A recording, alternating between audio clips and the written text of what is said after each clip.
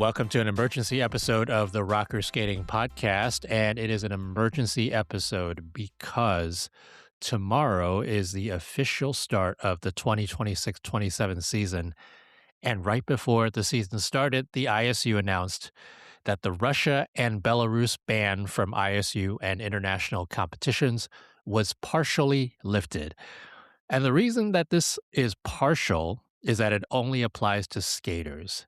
Skaters from Russia and Belarus can start competing this coming season as neutral athletes, that same AIN status that was given at the Olympics. So that means no national flags, no national kits, and no national anthems.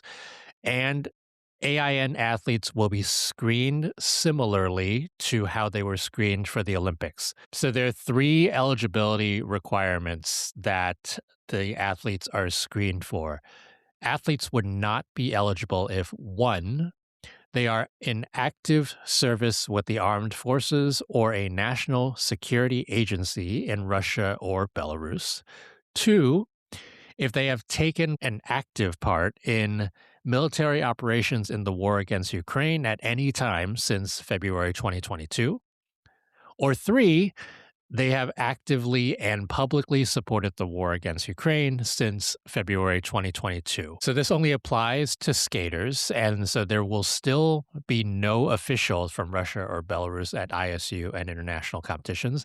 And there will also be no ISU and international competitions held in Russia or in Belarus. The ISU also followed up the communication with a Q&A, and it states some of the reasoning for the change and attributed a lot of it to IOC guidance.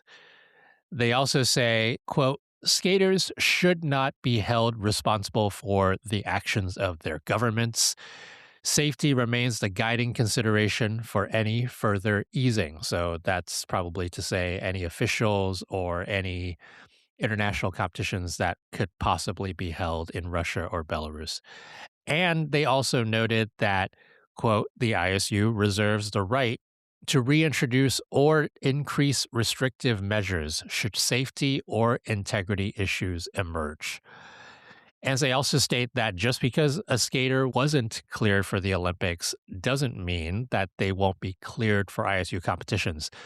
The Olympics assessment will be taken into account, but they also say, quote, where a disqualifying circumstance has genuinely ceased and no other disqualifying conduct applies, the skater's eligibility may be reassessed going forward.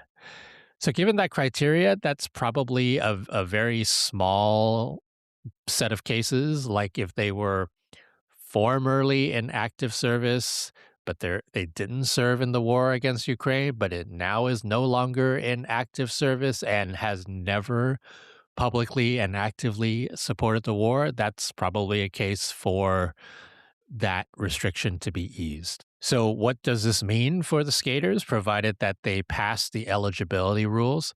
Well, it likely means a few things. Adelia Petrosian and Peter Gumenik will be eligible for the Grand Prix. Their season best score from last season was in the top 24, which is part of the criteria, and so they'll be part of the alternates list.